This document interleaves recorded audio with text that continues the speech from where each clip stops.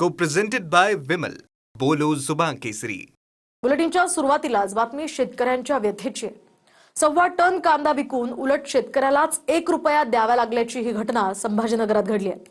तर ठिकठिकाणीच्या या बाजार समित्यांमध्ये कांद्यांची सारखीच स्थिती आहे. यावर एका शेतकऱ्यानं फडणवीसांना पत्र लिहून न्याय देण्याची मागणी केली आहे.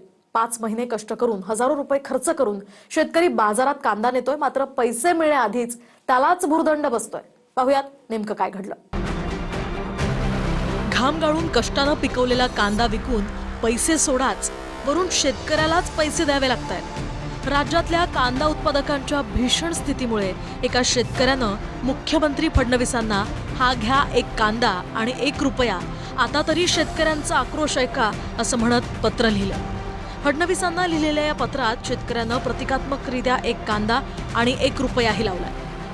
हजारो रुपये मातीत टाकून शेतकऱ्यानं पिकवलेला टनभर कांदा कसा फुकट घेतला जातोय, त्यासाठी पैठण तालुक्यातलं हे उदाहरण बघा. पैठणच्या वरुडी गावातले शेतकरी प्रकाश गलदरांनी 1262 किलो कांदा पिकवला. बाजारात त्यांना 1 रुपये किलोचा भाव मिळाल्यानं 1262 किलो कांद्याचे त्यांना 1262 रुपये मिळाले. या 1262 मधून 125 रुपये हमाली गेली. 38 रुपये तोलायचे, 25 रुपये भरायचे, गोरायचे 25 रुपये, 500 रुपये भाडं गेलं, गोण्यांसाठी 550, असा सारा खर्च वजा होऊन एकूण रक्कम 1263 रुपये झाली. टनभराहून अधिक कांद्याची एक दमडी मिळणं तर सोडाच, उलट शेतकऱ्याला बाजारात 1 रुपया भरावा लागला.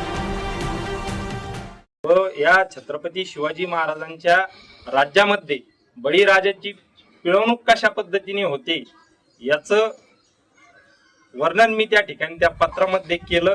आणि सोबतच निषेध म्हणून 1 रुपया आणि 1 कांदाही त्या ठिकाणी माननीय मुख्यमंत्री देवेंद्रजी फडणवीस यांना मी पाठवलेला आहे. आशा करतो की माननीय मुख्यमंत्री देवेंद्रजी फडणवीस हे नक्कीच कांदा उत्पादक शेतकऱ्यांना दिलासा देतील. शेतकऱ्याच्या कांदा विक्रीची ही पावती व्हायरल झाल्यानंतर राज्यभरातले शेतकरी यावर संताप व्यक्त करतायत. हा 4 महिने झालं ह्याला कांदा पिकवलेला आहे. बाजारभाव तर काय 1 रुपया बाजारभाव आहे. 4 महिने कष्ट करून काय ह्याच्या हातात येणं गेलं.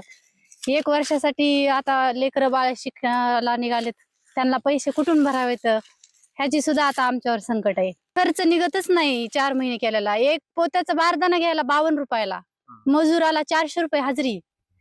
4 महिने ह्याला पिकवलं, ह्याला खत बी आणि 1 रुपया भाव मिळतोय फक्त. काय सरकारकडे मागणी असेल? सरकारकडे आता सध्या ह्याला 20-22 रुपये तरी मार्केट पाहिजे होतं. बीड, लासलगाव, नाशिक, सटाणा, धुळे, येवला, बागलाण या साऱ्या ठिकाणी हीच परिस्थिती आहे. जगाचा पोशिंदा शेतकरी टनाटनाचा माल बाजार समित्यांमध्ये आणून विकतोय. मोबदल्यात हातात खाण्याचेही पैसे शिल्लक राहत नसल्यानं तालुक्यावरून गावात तो उपाशी परततोय. त्याची काढणी 12,000 रुपये एकर, त्याचे खताचे पैसे, औषधाचे पैसे, आणायचे भाड्याचे पैसे, भरायचे पैसे, काय ते शेतकऱ्याला काही वाचतच नाही. काही ना काही कमीत कमी 2,000 रुपये तरी कांदे विकायला पाहिजे शेतकरी. Sanjay सरोदेसह Ashok काळकुटे, TV9 Marathi. Co-presented by Vimal. बोलो जुबान केसरी.